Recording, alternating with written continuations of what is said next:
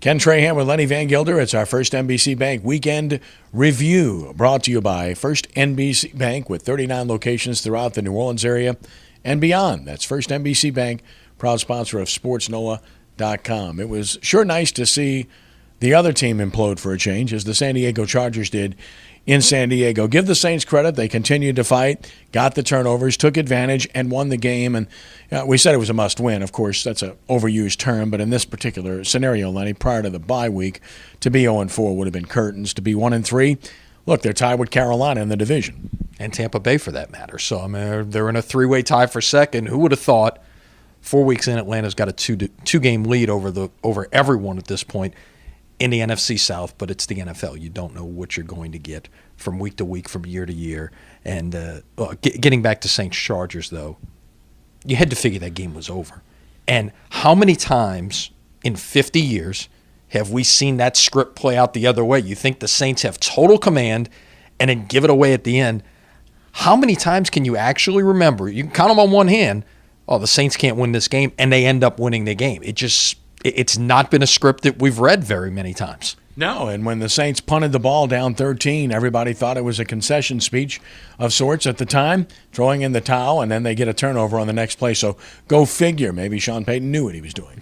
Maybe so. And look, give credit to the defense. Made plays when it mattered. Look, the second turnover, God just dropped the ball. There was no strip. There was no great defensive play other than falling on the football, okay? But for a team that had only forced 3 turnovers in 15 quarters to get 3 turnovers in the fourth quarter to win that game, kudos to them. And ironically, all 3 turnovers had all come in one quarter against the New York Giants, which they got 0 points off of. This won them the game because they were able to capitalize on the turnovers. Yeah, no illusions about the Saints being a good team. They beat a Chargers team that's lost 15 of its last 20 games.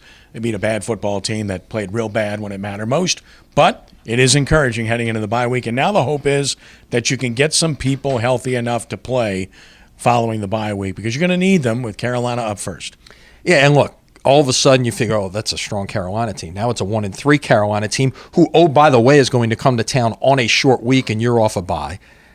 With an injured quarterback. With an injured quarterback. You don't know what his status is at this point.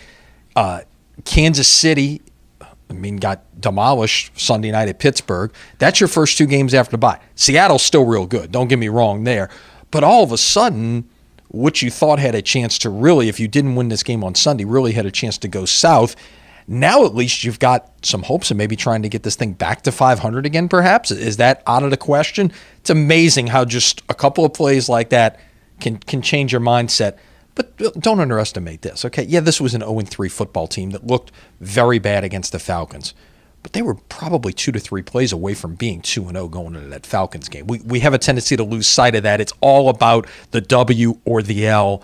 And those were 2 very close losses in those first 2 games, as it turned out, to 2 decent teams. Oakland's playing well right now. Yeah, in retrospect, lost one to Oakland that they should have won, won one at San Diego that they probably should have lost. So it's probably about where they should be at this point going into the bye week.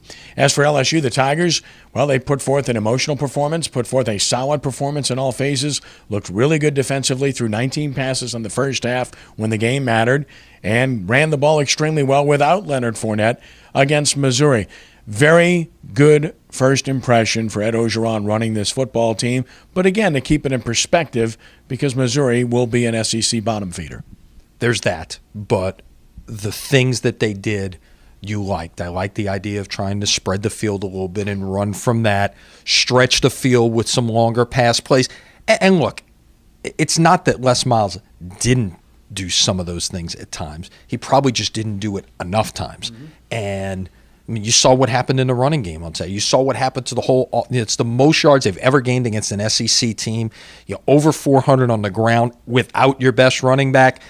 That says a lot. And look, that offensive line got nicked up quite a bit during the course of the game. You had guys in and out of there. It's a very impressive start to the Orgeron era.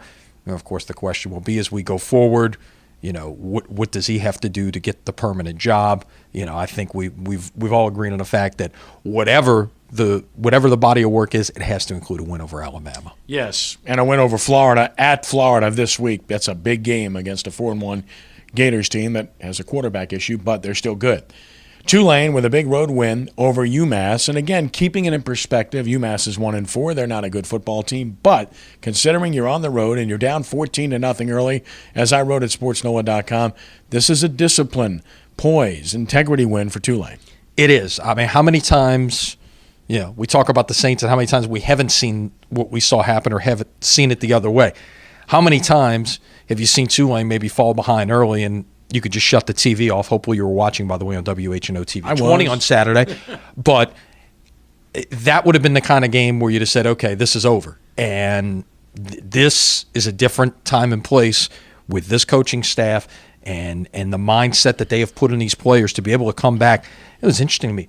Tulane and LSU both dominated the time of possession. Both had the ball for over 40 minutes on Saturday. And that's, you do that, that's going to go a long way. And, I mean, they're both doing it with similar emphasis on the running game, but different tactics in how you're running the ball. Yep, very good win. High school football and a great weekend for high school football this past weekend via SportsNOLA.com, where you saw some really good football games, including Brother Martin St. Augustine. Great win for the Purple Knights on Saturday night. Ponchatoula, of course, with a big win as well. We had 3 good games this past week. We've got some more coming up this week. We're going to have a busy week again.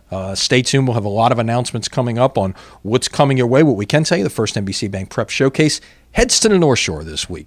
Crosstown rivalry in Covington, St. Paul's and Covington from Jack Salter Stadium. Friday night, 7 o'clock, live at SportsNOLA.com. Catch the re-air Saturday at noon. It's a jam-packed Saturday afternoon of football on WHNO. We'll start you with that and then come right back with a Southland Conference matchup as Nichols hosts Stephen F. Austin at 2:30 live at WHNO. Good stuff. Did it without a script. Lenny, thanks. Have a good week. We'll see you later this week. That's our First NBC Bank Weekend Review, brought to you by First NBC Bank, with 39 locations throughout Southeast Louisiana and into the Florida Panhandle. That's First NBC Bank, proud sponsor of SportsNOLA.com. For Lenny, I'm Kenny. Have a great week, and God bless you.